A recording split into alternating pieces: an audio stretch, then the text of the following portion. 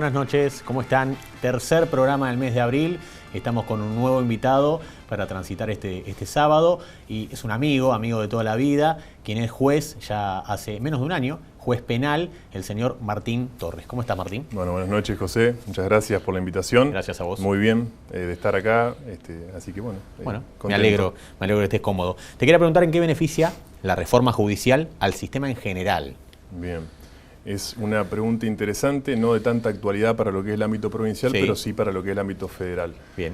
La reforma tiene en miras implementar un sistema que se denomina acusatorio adversarial, un sistema que deposita en el Ministerio Público, es decir, en las fiscalías, la obligación de investigar, de llevar adelante lo que se denomina la acción penal pública, es decir, de impulsar de oficio las investigaciones de todos aquellos delitos que sean de acción penal pública, lo cual constituye la mayoría de los delitos. Sí. Lógicamente, la contracara de esto es quitar la figura del juez instructor, un juez que en su momento, oportunamente, en el marco del sistema provincial y actualmente todavía en el marco del sistema federal, se confunde un poco siendo parte en ese proceso, con lo cual no se ve garantizada la regla de imparcialidad del juzgador.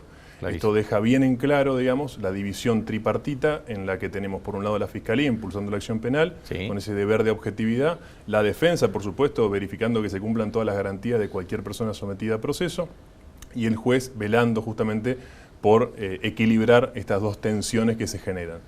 Como te decía en un inicio, esto entró en vigencia en Santa Fe en el año 2014. Sí. Entiendo que tiene un funcionamiento que, sin perjuicio de aquellas mejoras que tienen que darse, funciona muy bien, está funcionando muy bien, y que es lo que se viene incluso a nivel de la justicia federal de aquí a un tiempo, incluso ya habiéndose implementado progresivamente en algunas provincias, y si no recuerdo mal, en Jujuy y en Salta. O sea que, para dejarlo en claro, ¿las únicas provincias que están son Jujuy, Salta y Santa Fe? No, dentro del sistema federal, de lo que es el sistema de justicia federal, dependiendo directamente del Poder Judicial de la Nación, ese mismo sistema con esta dinámica acusatoria adversarial comenzó a regir progresivamente, empezando por esas provincias norteñas. Después cada provincia tiene su sistema para lo que se denomina la justicia ordinaria, no el Foro Federal propiamente, sino la justicia ordinaria, y acá en Santa Fe entró a regir en 2014 para lo que es la justicia provincial.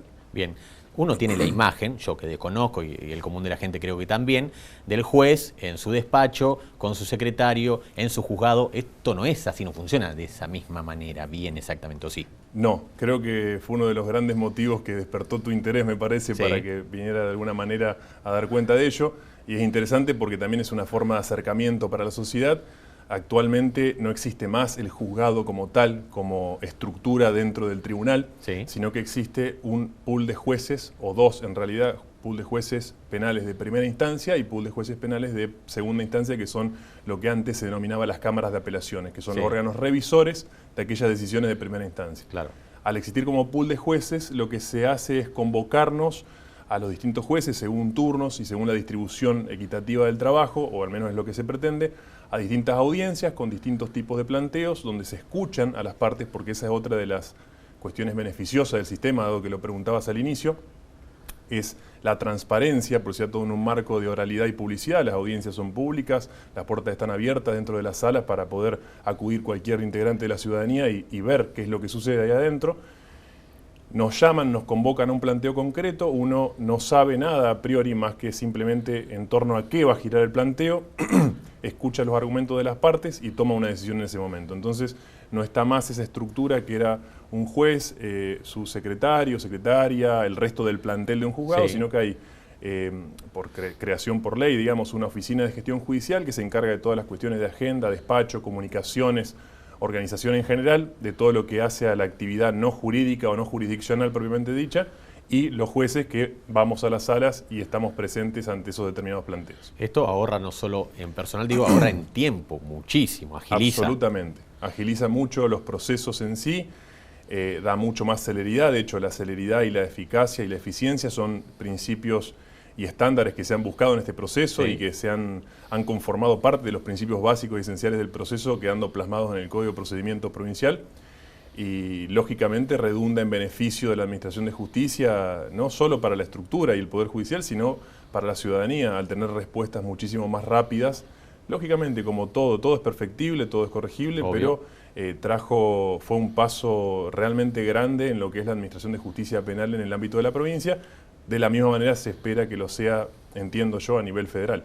O sea, siendo redundante un poquito con la pregunta que te hacía anteriormente, no es que vos tenés una pila de expedientes en tu escritorio y o sí. Más o menos. Tenés una serie de planteos Sí. a diario que suelen venir con esa forma de expedientes que actualmente se denominan carpetas judiciales. Claro, porque lo único que resolver no es lo que te llega en el momento, sino hay un montón de cosas, ¿no? Es así. Exacto. Pequeños planteos que luego llegan en esas carpetas Sí. que antes eran denominadas de expedientes, que eran mucho más extensos, pesados, copiosos. Ahora llegan esos pequeños planteos que es simplemente la solicitud y los fundamentos de la solicitud de una audiencia para plantear una determinada cuestión.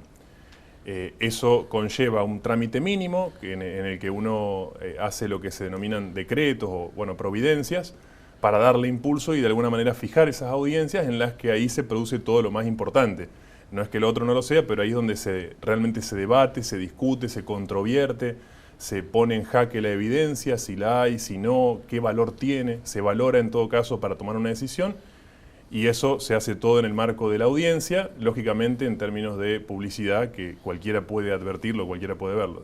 Bueno, quiero derribar un mito porque hablamos casi a diario nosotros y muchas veces me cito en audiencia y son las 3, 4 de la tarde. O sea, la gente cree que en tribunal se trabaja de 7 a 1 de la tarde y tu trabajo es mucho más extenso, inclusive los fines de semana a veces. Sí, dependiendo de encontrarnos o no en turno, Claro. Obviamente no se detiene nunca, muchísimo menos entiendo yo que pasa, o sea, muchísimo más pasa en la justicia penal, justamente porque hay necesidades, hay plazos que cumplir que son Sí. muy estrictos porque se trata de personas que se encuentran privadas de la libertad en muchos de los casos y que lógicamente tienen el derecho a que eso sea controlado por las autoridades, digamos, que intervenimos. Entonces eso hace que se fijen audiencia permanentemente. Es muy extraño que no haya audiencias, incluso considerando fechas importantes como por ejemplo Navidad o Año Nuevo, se fijan audiencias de todas maneras. Y bueno, pasa esto, esa es la dinámica de distribución. Las audiencias suelen durar muchas veces 15 minutos, 20 minutos como muy poco, y he tenido yo en particular audiencias de hasta 7 u 8 horas. Bien. Sin perjuicio, por supuesto, de los juicios orales, que sí son varios días seguidos y tienen una duración dentro de esas jornadas de juicio de entre 8 o 10 horas más o menos, quizás un poco menos, quizás más, depende de la complejidad del caso, depende del impulso de las partes, depende de la información que se vaya relevando en ese momento. Perfecto, Martín, quédate un minutito con nosotros. Nos vamos a la primera pausa y enseguida regresamos con más programa aquí en Inversiones y Real Estate.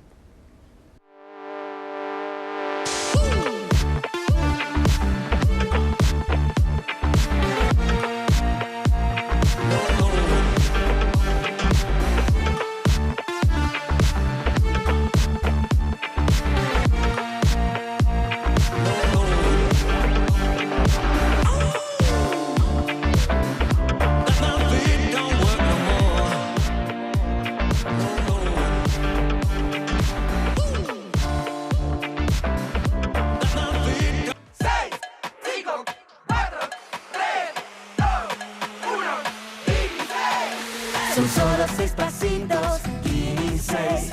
6, 5, 4, 3, 2, 1, Kini 6. Son solo 6 pasitos. A la suerte hay que ayudarla. Con el Kini estás a 6 pasos de tus sueños. ¿Qué esperás para cumplirlos? 6, 5, 4, 3, 2, 1, Kini 6.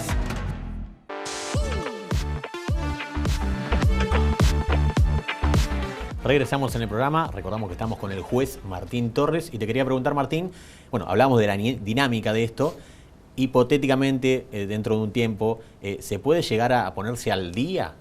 Porque hay varios retrasos, digamos, en el Poder Judicial por cuestiones administrativas y demás, bueno, muchísimos casos, no estaban la cantidad de jueces suficientes, creo que todavía no lo están, ¿se puede llegar a poner al día?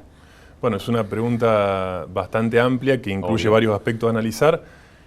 Siempre existen vacantes dentro de la justicia Sí. y siempre hay gestiones entre los distintos poderes del Estado, fundamentalmente partiendo desde el Poder Judicial, para que se cubran esas vacantes, lo que conlleva una serie de procedimientos caracterizados por el principio republicano en el que intervienen los distintos poderes y sectores de la sociedad para controlar esas designaciones, ese procedimiento hasta que un juez, un magistrado es designado. Con lo cual siempre va a haber vacantes, siempre se va a tratar de compensar o de cubrir esas vacantes. Estar al día va a depender también de lo que se conocen como fueros, digamos. Yo trabajo puntualmente en el fuero penal, hay otros fueros, el civil, laboral, el contencioso administrativo, con una cámara en Santa Fe.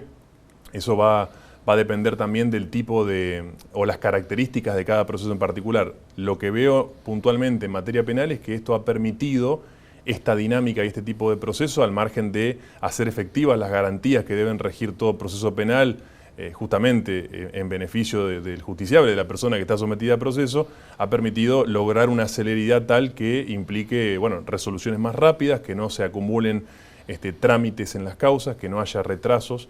Lógicamente han quedado, por una ley que se sancionó en el medio de toda esta entrada en vigencia, algunas causas del viejo sistema penal que estuvo vigente hasta febrero del año 2014, que eso también, algunas de ellas han ido a juicio oral y público, algunas se han cerrado mediante otros procedimientos y en las que se sigue trabajando, pero ya son mínimas.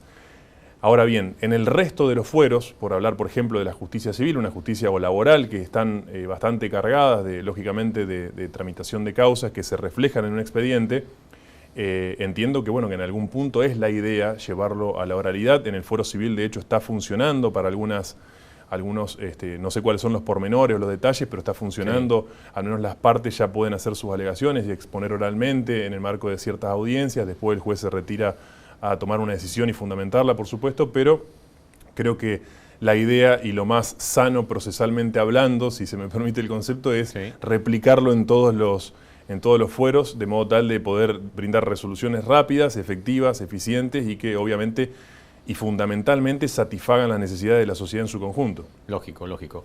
Quédate un minutito más con nosotros. Nos vamos a la sección, una pausa más larga, la sección de las propiedades de la semana y luego la pausa, pero vienen con nosotros estos departamentos, estas propiedades, departamento 25 de mayo, entre Mendoza y Primera Junta y esta casa en Lobo High, ambas a la venta. Nos pueden consultar, por supuesto, a nuestro WhatsApp, disfrútenlas con nosotros.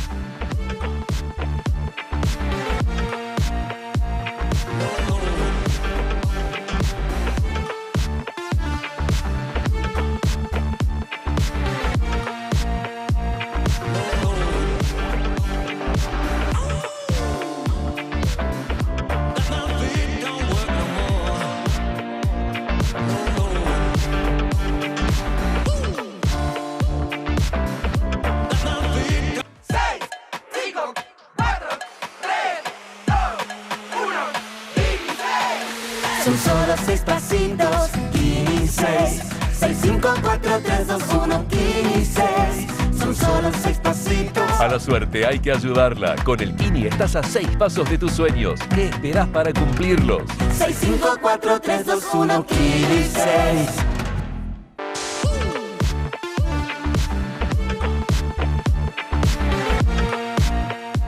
Regresamos en Inversiones y Real Estate, estamos con el juez Martín Torres. Martín, ¿qué otras reformas ha traído, valga la redundancia, esta reforma judicial? Bueno, esta reforma ha tenido una serie de modificaciones que lógicamente han sido de utilidad para poder implementarla en pleno cumplimiento de estos principios y estas garantías, pero quedan algunas pendientes que incluso se han llevado a cabo o han tenido algunos intentos, al menos en el ámbito provincial, que por ejemplo que tienen que ver con la implementación del juicio por jurados. Juicio por jurados, para que la ciudadanía en su conjunto lo pueda... ¿Es como vemos en las películas, digamos? ¿O no? Sí, se puede tomar como un parámetro inicial justamente eso. Es interesante porque ahí uno tiene un modelo gráfico para poder seguir, para poder analizar y para poder más o menos prever lo que sería acá.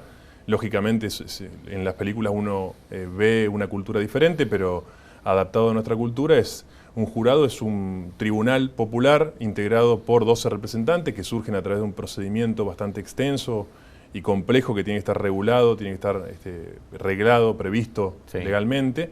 Acá en Santa Fe se intentó ya durante 2 años, no recuerdo ahora si fueron consecutivos o no, pero se intentó con distintos proyectos de ley poner en vigencia una ley de juicio por jurados, que lógicamente es lo que vendría a terminar con esta gran reforma y puesta en funcionamiento y a sanear o a cumplir una deuda histórica que tenemos a nivel constitucional, dado que es una figura que se preveía incluso en la Constitución Nacional de 1853-1860. ¿Pero nunca se aplicó? Nunca se aplicó.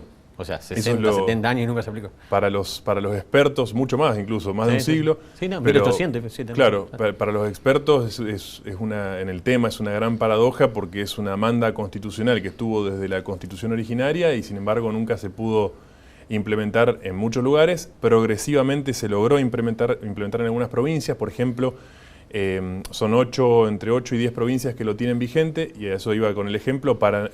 Entre Ríos es una de ellas. Sí. Hace poquito incluso culminó un juicio oral y público mediante el sistema de jurados de un hecho muy importante, muy trascendente, sin referirme al hecho.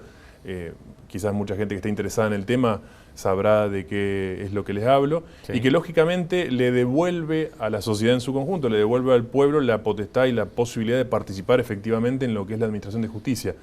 Es una de las grandes, como decía, deudas pendientes porque también implica una forma efectiva de participación popular en lo que es la administración de justicia. Eso a nivel nacional tampoco se ha implementado en lo que hace la justicia federal. Un poco hoy siempre hay que dividir justicia federal de justicia provincial. Exactamente, por una cuestión de competencia material. Bien. Tenemos injerencia en distintas materias, en lo que hace a la obligación o a las facultades para intervenir en el juzgamiento. Pero puede pasar algo en Santa Fe que corresponde a la justicia federal. Absolutamente. Todo lo que la normativa sustantiva, digamos, la normativa de fondo, lo que establece qué conductas son delitos, rige dentro de todo el territorio nacional. No obstante, hay distintas competencias para intervenir en el juzgamiento de esos delitos. Algunos delitos son de índole o propios de la competencia provincial o provinciales, y otros propios de lo que es la intervención o la justicia federal, a nivel nacional, digamos. ¿Un simple ejemplo de eso puede haber? Sí, lo más común es lo que se enmarca dentro de la ley de estupefacientes, la ley 23.737, que es de competencia federal naturalmente, siempre ha sido así. Todos los delitos allí previstos le otorgan jurisdicción o facultades de intervenir, en realidad competencia, no jurisdicción, al juez del fuero federal y a lo que es la estructura federal, un fiscal federal. Y por ejemplo, de los delitos más tristemente frecuentes, digamos, lo que por ahí se suele ver a diario dentro de lo que es la materia, en los casos de abusos sexuales, de homicidios y demás, quedan para lo que es la justicia provincial, digamos. Bien. Ahí esa es un poco la distinción para que se entienda. La implementación del jurado popular debería lógicamente surgir para las distintas provincias, como te comentaba hace un ratito, entre 8 y 10 provincias, si no saco mal el cálculo, ya lo tienen vigente. O sea, casi la mitad del país lo tiene vigente. Sí, se podría, siendo generoso, se podría pensarlo en esos términos. Faltaría, lógicamente, que Santa Fe, con un código procesal de vanguardia muy interesante, pueda tener las reformas necesarias para poder implementarlo. Y, lógicamente, todavía queda este sistema acusatorio adversarial de implementarse en la justicia federal, con lo cual entiendo que demandará un tiempo más para poder contar con un jurado popular en ese tipo de procesos. Bien. A los simples hechos de tu trabajo específicamente, ¿esto le resuelve, entre comillas, algo al juez, que haya un jurado por jurados? No, yo creo que no. En lo personal no hablaría de que le resuelve algo, sino que deposita y faculta al pueblo representado por esas 12 personas a tomar una decisión pura y exclusivamente acerca de la responsabilidad por esos hechos, la responsabilidad lógicamente penal. Casi siempre el veredicto, que es el resultado final de la decisión de esa de ese grupo de 12 representantes del pueblo. Es un veredicto de culpabilidad, no culpabilidad, y eso es lo que determina luego al juez a orientar y fundar la decisión final, digamos, pero tiene que atenerse estrictamente a lo que decida el pueblo, representado por esos 12 representantes que integran ese jurado, digamos. A ver, para pasarlo, y esto es una pregunta muy personal, pero entiendo que la gente también puede tener estas dudas. Eligen, o sea, deciden esas 12 personas juzgar a alguien. El juez puede estar en desacuerdo, pero tiene que acatarse a lo que decidió. En realidad son convocadas, va a ser una obligación, como ir a votar, Sí. es una carga pública en realidad, Sí. para ser más técnicos. Luego de un gran procedimiento se van quedando, digamos, Se va esas 12 filtrando, se va por ejemplo. filtrando a distintos. Eso también es un tema bastante extenso, muy apasionante, por cierto. Se va filtrando desde una selección inicial de aproximadamente 40 personas hasta lograr esas 12 personas, que casi siempre son 14 por contar con algunos suplentes, 14 por estimar un número que incluso estaba previsto en el proyecto de ley de Santa Fe. Y esas personas van a decidir con esta carga pública pura y exclusivamente acerca de si la persona acusada es penalmente responsable o no lo es. Bien. En base a eso, luego el juez que integre, el juez técnico se denomina, que esté, digamos, a cargo de ese tribunal, y ateniéndose a esa respuesta institucional que ha dado el jurado, tiene que fundar su decisión y dar cuenta de ello en una sentencia, tiene que escribir la sentencia. Exacto. El jurado simplemente se limita a decir si es o no culpable esa persona, digamos. Bien, esto no es tan simple como asistir a un juicio como jurado, sino que implica no tener contacto con otras personas, un montón de situaciones que, bueno, hablas de lo apasionante de todo esto, pero no es tan simple como, bueno, me llamaron para el juicio tal y yo asisto, escucho y después decido. Tiene un proceso bastante largo, hay juicios más largos, más cortos. Exactamente, no solo que hay juicios más largos, más cortos, y acá me permito hacer un breve paréntesis, lo interesante es que bajo esta normativa y con esta dinámica de proceso, los juicios en general en 3, 4, 5 días se terminan. Genial. Y lo cierto es que ese mecanismo de selección demanda, lógicamente, un compromiso muy grande con posibilidades de sanciones ante el incumplimiento de alguna de las conductas previstas en este tipo de procedimientos, y que también, volviendo a instancias previas, lo que es el procedimiento en sí, es bastante complejo y le da a las partes del proceso, es decir, al Ministerio Público, a la Fiscalía y a la Defensa, herramientas para dejar de lado a aquellas personas que entiendan que pueden no ser imparciales a la hora de resolver. Bien. Esto también surge, y es muy interesante verlo desde el cine, porque nos da un panorama previo, como te decía anteriormente, y un poco se puede deducir cuál es la dinámica por la que se ve atravesada el jurado y el proceso de selección. Excelente, Martín. Me quedé con muchas ganas de preguntarte más cosas. Seguramente estaremos en un programa dentro de muy poco. No vamos a esperar tanto para volver a invitarte y seguir charlando de estos temas que son interesantes para todos. Te agradezco el haber venido y, bueno, espero que nos veamos pronto. Bueno, a disposición y fue un gusto. Gracias.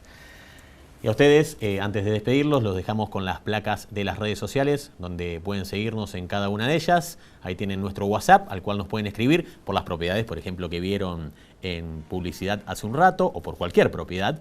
Nos pueden seguir en nuestro canal de YouTube, que pueden ver este programa, los anteriores y los que vendrán. Y, por supuesto, a nuestro mail nos pueden escribir sugiriendo nuevos invitados, preguntas, lo que ustedes deseen. También agradecerles a nuestros auspiciantes, a los Conde de Muebles La Oficina, allí en 9 de Julio y Corrientes, a Andrés Postigo de CP Imagen, a la gente de Lotería de Santa Fe, a la gente de RAES, a la gente de Picnic, que nos trae cosas riquísimas para comer antes, durante y después del programa, y por supuesto regalos para nuestros invitados, y a ustedes que nos acompañan todos los sábados a las 20:30 aquí en la pantalla de Somos Santa Fe. Será hasta el próximo sábado en un nuevo programa de inversiones y real estate. Gracias.